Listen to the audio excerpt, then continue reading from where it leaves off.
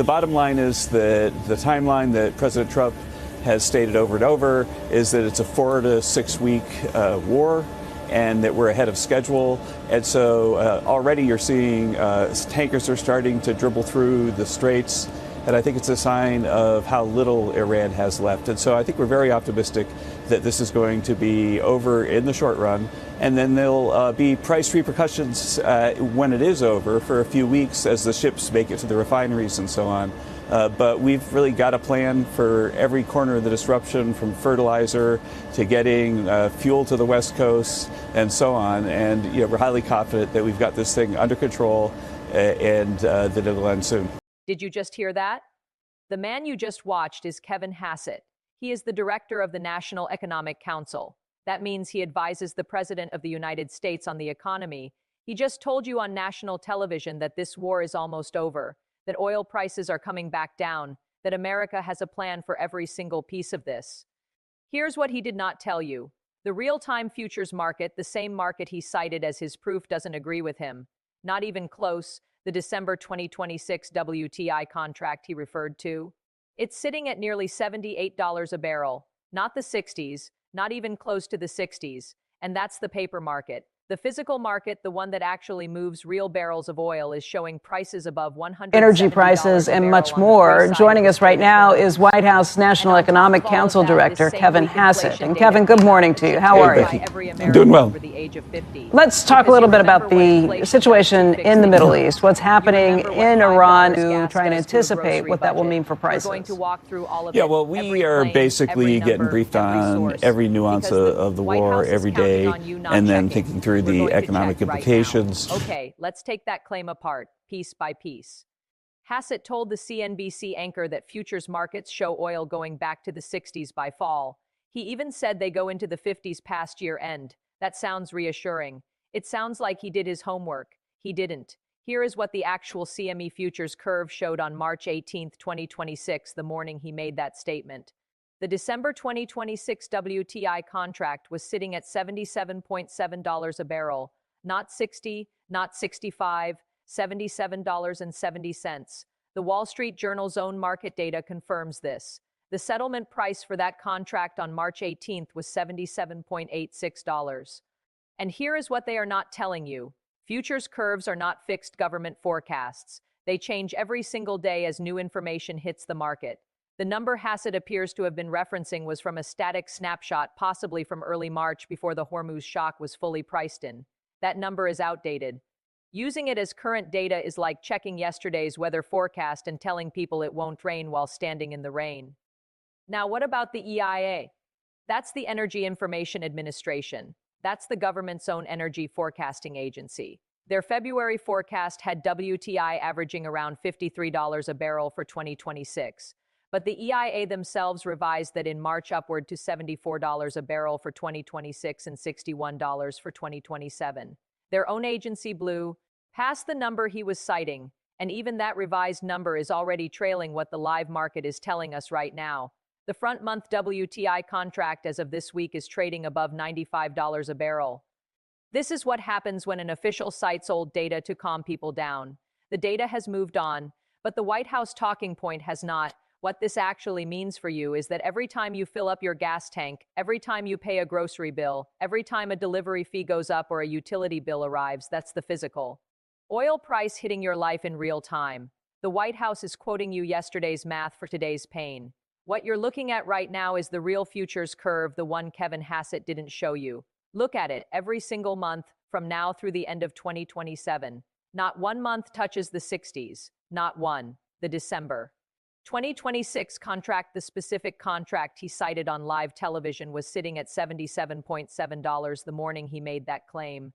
The entire strip is elevated. There is no month where WTI falls back to what the White House promised. The market has spoken, and the market does not agree with the White House. Does not agree with the White House. Now layer in what Jeff Curie, who's formerly of Goldman Sachs and now he's at Carlyle, told Bloomberg this week. And when Jeff Curie talks about commodities, by the way, everybody listens, because this is one of the most respected oil analysts on the planet. In the week since we last spoke, has this got worse or better?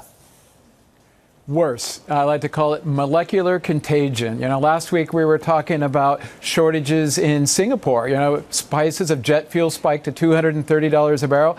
This week, it's in Rotterdam. Rotterdam's $220 a barrel. Thailand, Philippines, New Zealand, Australia. So this thing's going intercontinental. And, so you look at Singapore, Rotterdam, the spread, there's no more price spread. There's no more spare barrels. There's no policy fix, and it's just physics at this point. And I want to emphasize, these are physical supply chains, and that the idea of around financialization and the ability to print money doesn't apply here. And I think the title of that piece says it all. You can't print molecules. Product prices are spiraling above $200 a barrel. So the disconnect is between the paper market, which is sitting around 100, and the physical market, which is showing a very different environment. The paper market has entirely disconnected from the physical market. I want you to sit with what you just heard. Jeff Curry is not a political pundit. He is not a cable news commentator. He spent decades as the head of commodities research at Goldman Sachs, one of the most powerful financial institutions on the planet. When Jeff Curry speaks about oil markets, global finance pays attention. And what he just told Bloomberg is this: the supply shock from the Strait of Hormuz closure is already spreading like a virus. He called it molecular contagion. It started in Singapore, then Rotterdam, then Thailand, the Philippines, New Zealand, Australia. This thing has gone intercontinental. And here is his core finding, the one that should alarm every single American. The paper market, the futures contracts that Hassett is quoting, is sitting around $100 a barrel. But the physical market, the one that moves actual barrels of real oil to real refineries, is already at $173 a barrel on the free side of the Strait. Asia-delivered crude blends are trading between $120 and $150. Refined products like jet fuel and diesel are above $200 a barrel. I believe this is the most important economic story happening in America right now, and I will tell you why it matters for you personally when the physical oil market is at $173 a barrel and the paper market pretends it's $100. That gap closes.